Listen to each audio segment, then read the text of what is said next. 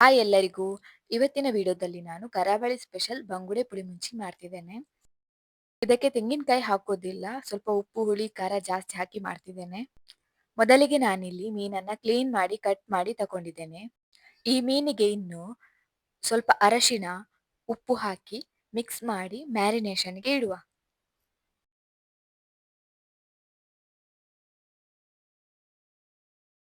ನಂತರ ಇದಕ್ಕೆ ಮಸಾಲ ಮಾಡಲಿಕ್ಕೆ ಫ್ರೈಯಿಂಗ್ ಪ್ಯಾನಿಗೆ ಸ್ವಲ್ಪ ಎಣ್ಣೆ, ಇದಿನ್ನು ಬಿಸಿಯಾದ ನಂತರ ಇದಕ್ಕೆ 1.5 ಸ್ಪೂನ್ ಅಷ್ಟು ಧನಿಯಾಕಾಳನ್ನ ಹಾಕೊಳ್ತಿದ್ದೇನೆ. ಹಾಗೇನೆ 1 ಸ್ಪೂನ್ ಆಗುವಷ್ಟು ಕಾಳುಮೆಣಸನ್ನ ಸೇರಿಸ್ಕೊಳ್ತಿದ್ದೇನೆ.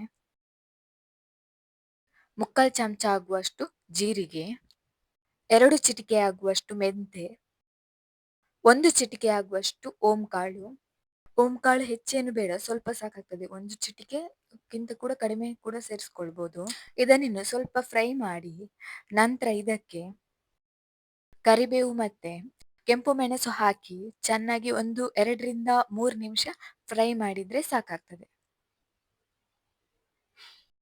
ಫ್ರೈ ಮಾಡಿದ ಎಲ್ಲ ಮಸಾಲೆಗಳನ್ನ ಮಿಕ್ಸಿಗೆ ಹಾಕೊಂಡು ನಂತರ ಇದಕ್ಕೆ ಸ್ವಲ್ಪ ಅರಶಿನ ಹಾಕೊಳ್ತಿದ್ದೇನೆ.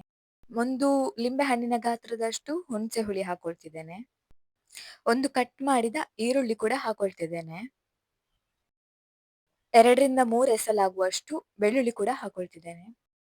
ಇನ್ನಿದಕ್ಕೆ ಗ್ರೈಂಡ್ ಮಾಡ್ಲಿಕ್ಕೆ ಎಷ್ಟು ಬೇಕಷ್ಟು ನೀರು ಹಾಕೊಂಡು ಇದನ್ನ ಚೆನ್ನಾಗಿ ಗ್ರೈಂಡ್ ಮಾಡಿ ತಕೊಳ್ಬೇಕು. ಈಗ ಮಸಾಲೆ ರೆಡಿ ಆಗಿದೆ.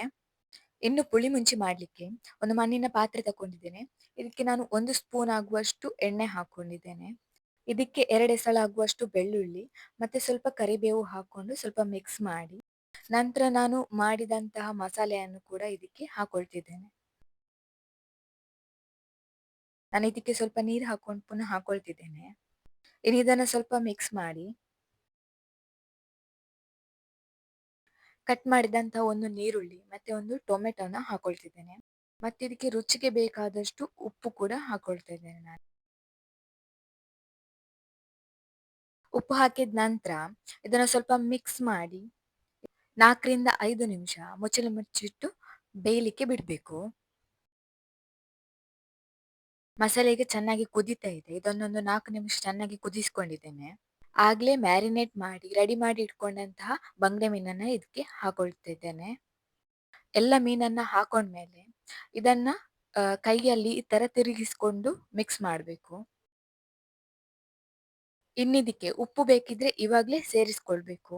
ಇನ್ನಿದ್ದನ್ನ 5ರಿಂದ 10 ನಿಮಿಷ ಬೇಯಿಸಿದ್ರೆ ಬಂಗುಡೆ ಮೀನಿನ ಪುಳಿ ಮುಂಚಿ ರೆಡಿ. ಈ ರೆಸಿಪಿ ನಿಮ್ಗೆ ಇಷ್ಟ ಆಗಿದ್ರೆ ಲೈಕ್, ಶೇರ್, ಸಬ್ಸ್ಕ್ರೈಬ್ ಮಾಡೋದನ್ನ ಮಾತ್ರ ಮರಿಬೇಡಿ. ನೆಕ್ಸ್ಟ್ ರೆಸಿಪಿಯಲ್ಲಿ ಸಿಗ್ತೇನೆ. Thank you.